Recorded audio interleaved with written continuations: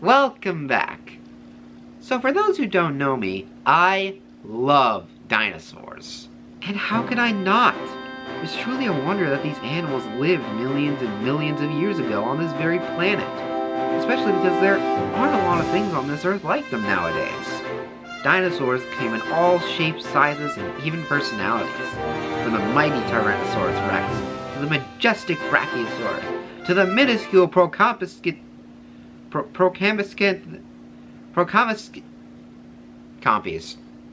I just call them compies. Since they're such a fascinating topic of science, it's only fitting that they've also become a very big part of pop culture, media, and literature. You know what I don't like, though? Found footage movies. So for those who don't know, a found footage film are movies that are essentially supposed to be recorded by normal everyday people, usually showing strange or supernatural events. However, with the exception of a few, I think almost every found footage movie is complete lazy garbage. And it annoys me that such films got a huge rise in popularity years ago, until eventually people realize what a scam they are. Almost every found footage movie is the same, and they expect us to be scared by some of the most mundane things, or they give us muddled up crap that could scare us if it wasn't done so poorly. So, what happens when you put dinosaurs together in a found footage movie? You get this pile of crap. Oh, no, not that one. I'll get to that one another time. I'm talking about Area 407. Talk about an absolute mess. Directed by Dale Fabregas and Everett Wallen in 2012, this movie is supposed to be a found footage film of a group of survivors of a plane crash who get lost in a mysterious area on New Year's Day and are pursued by unseen predators. A somewhat promising idea, but a complete shit show of an execution. And for your entertainment or annoyance, I'm gonna go through this movie and explain not only why I hate it, but why I also dislike most found footage films. Without further ado, this is Area 407. Let's review. So the film begins by giving us a warning about the footage we're about to see, saying it's confidential and it's government property. Oh please, it's 2021. Things get leaked all the time. Also, it's not like this place is Area 51. We're then introduced to our main characters, Trish, played by Abigail Schrader, and her sister Jessie, played by Samantha Lester. And I swear to God, I feel like Trish has been pitch corrected, because she sounds like she's auditioning for the role of a Chippette.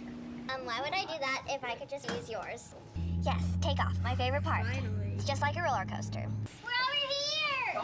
Hey. Is it gonna eat us? No. Ready to go home. It's a car. Look. It's a car. And yes, she sounds like this the whole movie. As you can imagine, it's very annoying.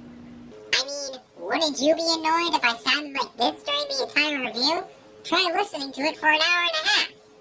Trish then annoyingly flails the camera around, watching people as they board the plane, and asking fellow passengers some uncomfortable questions. Are you nervous flying? I am. Yes. Why? I don't know, dying. Oh, by the way, most of the people you see in the plane won't be in the rest of the movie, so it's kinda pointless to show any of this. They eventually take off, though I think they might have been delayed, because the flight attendant asks Trish to turn off her camera, and she instead keeps filming. Eventually, Trish and Jessie strike up some conversation with the passenger behind them. Check this out. Alright. Wait for it. Wait for it. And the Lord said, let there be light. Ow! wow. God, So take bright. that plot device out of my face. That's awesome. It's fully adjusted. This is Jimmy, played by James Lyons, who happens to be a war photographer that wants a simpler career. I've seen some ugly stuff, but I'm gonna do something different now. Like what? Something a bit more peaceful. Like? Well, ironically, traffic. Traffic? That's Yeah. boring. You know, I'd rather traffic than being in Afghanistan or Iraq. At least the only bomb you'd have to worry about is the F-bomb. Oh yeah, by the way, it's supposed to be New Year's Eve, so they celebrate the New Year on the plane. Let's hope they took into account all the time zones, otherwise this might be a little awkward. Ew, gross. How old are you supposed to be? It says you're 13 or something, but you act like you're 7. Thank you. Whoa. Holy smokes. Hello, this is your captain speaking. We're now experiencing some plot turbulence, so hold on tight, because we're most likely about to crash into an undisclosed location to at least some of your certain deaths. Please enjoy your flight to the afterlife. The plane crashes, and we get to see everyone who survived, including the camera, which turns back on all by itself.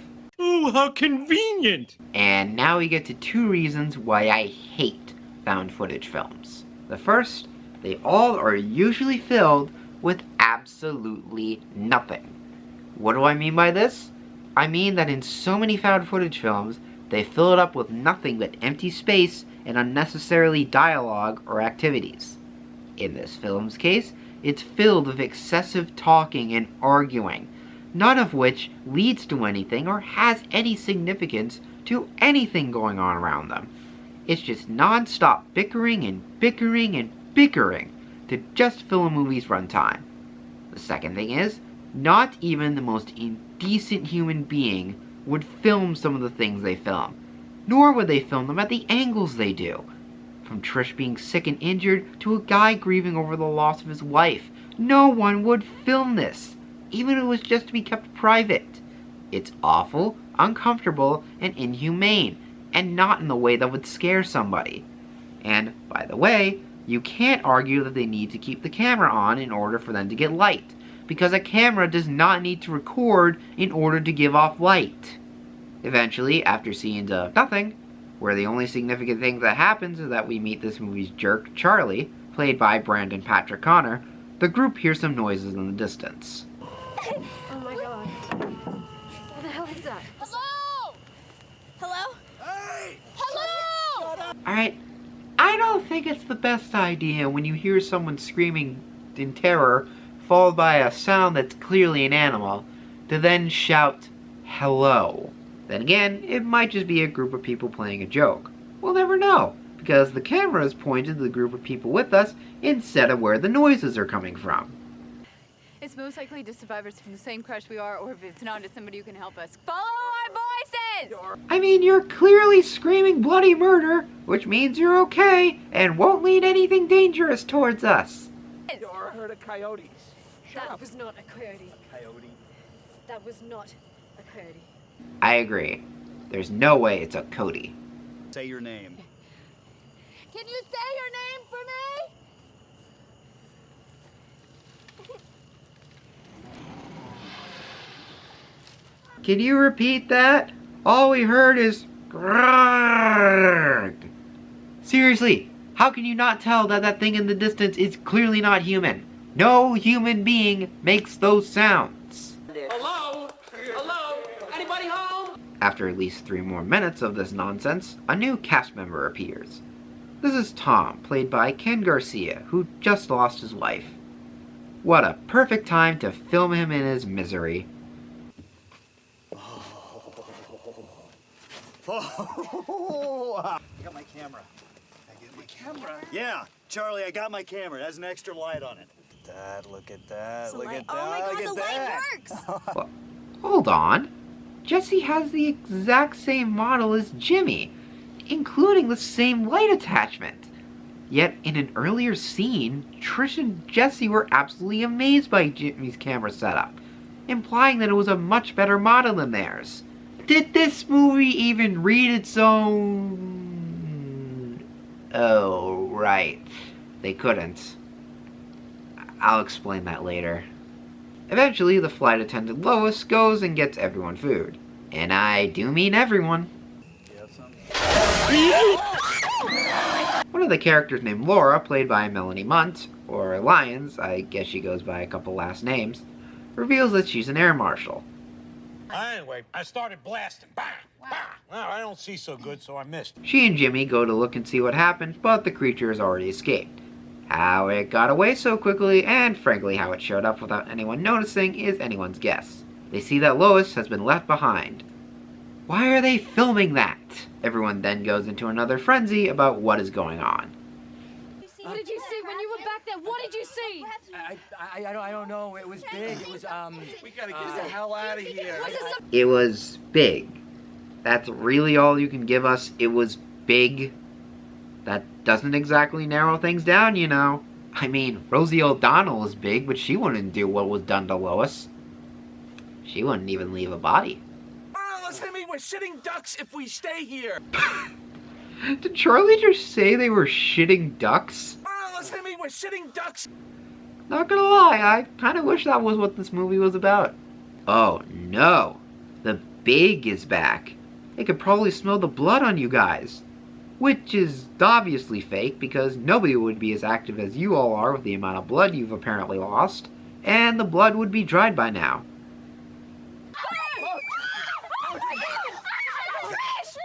Wait, hold on, gotta get this dead body here. Alright, there we go, let's keep going. So we finally get our first glimpse of this creature, and wow. I was more convinced by the effects from Jaws the Ride.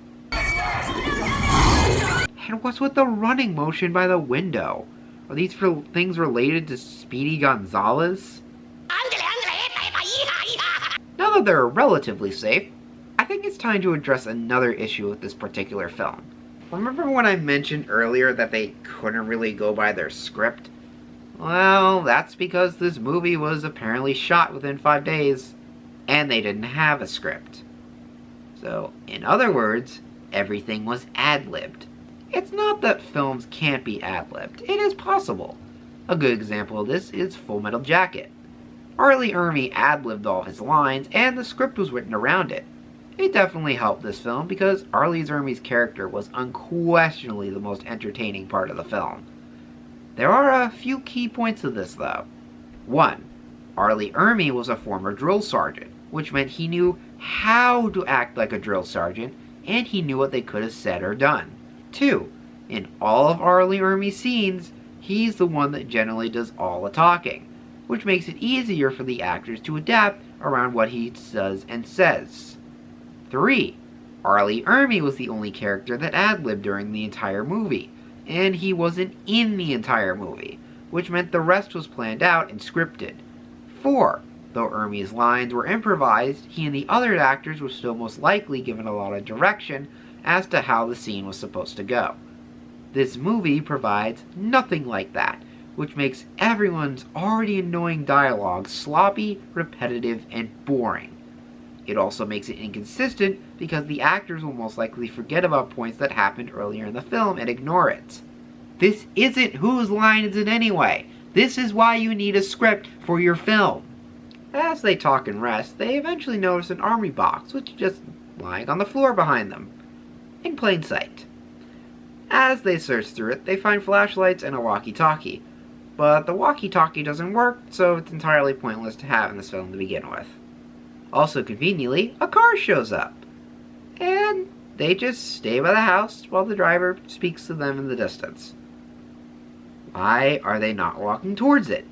I get that the dinosaur may be out there, but they can still walk towards the car and try to get out of there. However, the Fakeosaurus eventually shows up again and drives off the mysterious driver. Quick!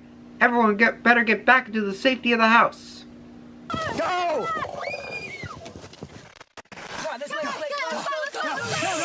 Or just run away into the night. Seriously, you guys were safe for what we can presume to be hours. Why would you not go back inside? Well, you got me. By all accounts, it doesn't make sense. Uh-oh. Now it looks like they have to deal with ghosts. Look, one of them got Tom. The group gets separated and Trish falls to the ground. Come on. You know, considering how dizzy you were supposed to be earlier in the movie, I don't think you would need a broken ankle as a reason to fall down. Also, there's no way you would have broken your ankle like that. Charlie decides to jump ship and leaves Jesse and Trish behind. For about 30 seconds. And now all of a sudden he's no longer a jerk. Maybe if I try to redeem myself, I'll be able to make it through this movie. They all regroup and stumble upon an abandoned town. They haul themselves up inside a building where we get more pointless banter. Skip.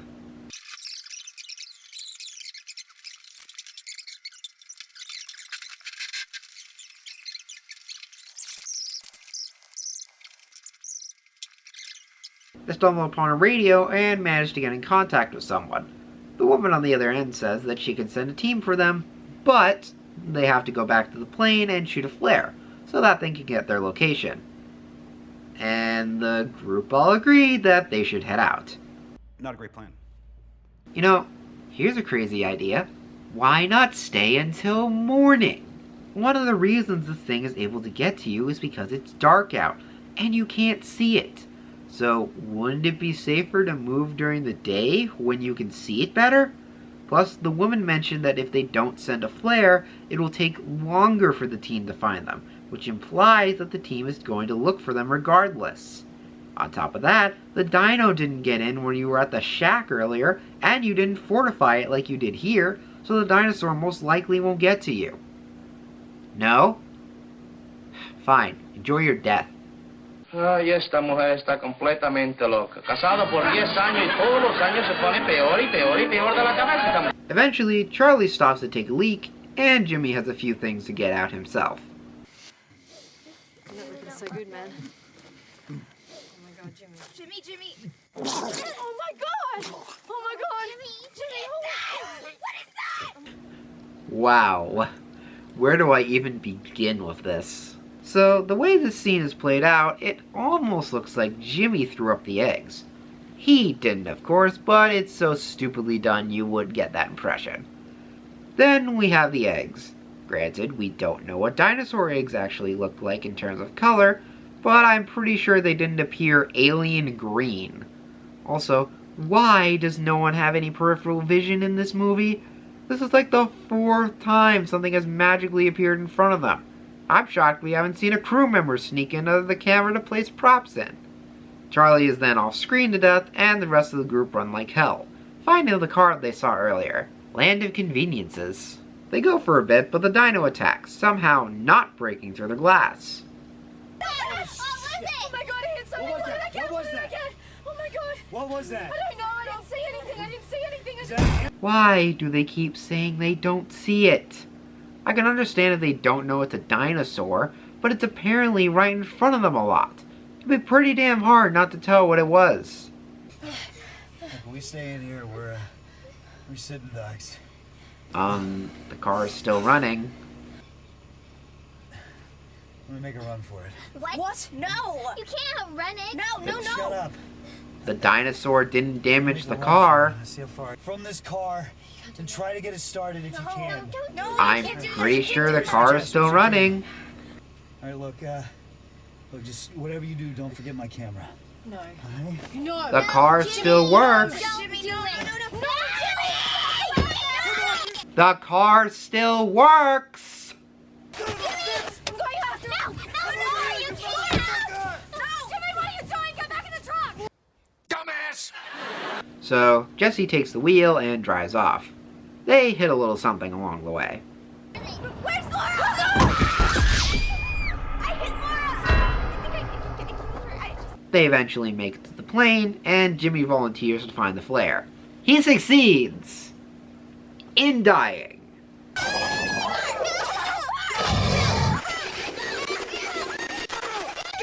Hooray! Dumbasses all around tonight. Jesse and Trish trash the car. Time for them to get out and... Where's the camera? I'm not forgetting it! Leave the goddamn camera! You don't need it anymore! Besides, the camera should either be kaput or run out of battery by now. Actually, you know, come to think of it, the battery in the cameras for found footage movies is amazing. It's like it never runs out. Once morning comes, Jesse and Trish look around and see a bit more of where they are. A car then appears, and the man offers them a ride. I'm glad I found you girls. Whoa! Well, that went from 0 to 100 real fast. Turns out, this fellow seems to be working for the government, and is making sure these girls are silenced, and we can end this film. But first, we finally get a full look of our dinosaur. Let's see what you girls got on here.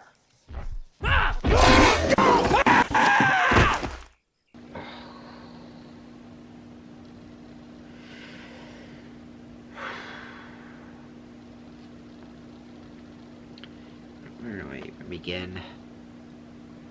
Okay. did the government agent not see or hear the dinosaur until it was a few feet in front of him? 2. He works for the government that is monitoring the site, so you think he'd be more careful with the dinosaurs or wait till he's out of the vicinity of them to get rid of the girls. 3. Oh wait, I know why he didn't hear the dinosaur. It didn't make a sound until it was in frame. How he didn't see it though is anyone's guess. 4. This dinosaur looks awful. 5. The dinosaur also looks nothing like the one that's been attacking the main characters. It's far too big, the head and color don't match, and it has a different roar. 6. The dinosaur must be walking on air because it steps on Trisha's leg and we don't hear a single bone crack, as this would be a more legitimate situation for her bone to break as compared to her fall earlier. Whew! Wow. That is bad, just like this entire movie. In fact, I think the only person that can truly sum this up is Ian Malcolm. Ian? That is one big pile of shit. Well put. Apparently, this film was shot within the span of 5 days and had no script, and it's very obvious that this was very much the case. Even putting aside the fact that it's a found footage movie, this film is stupid, lazy, and annoying. The characters are just lambs for the slaughter, there is no continuity whatsoever, the dinosaurs look god-awful, the whole film is just a train wreck, or in this case, a plane wreck. It also epitomizes everything I hate about found footage movies, from the shaky and obnoxious camera angles to the ridiculous things that the people film. If this film was hoping to make found footage films look good, they instead let them get eaten alive. Thank you for joining me on this review. Until the next film, farewell.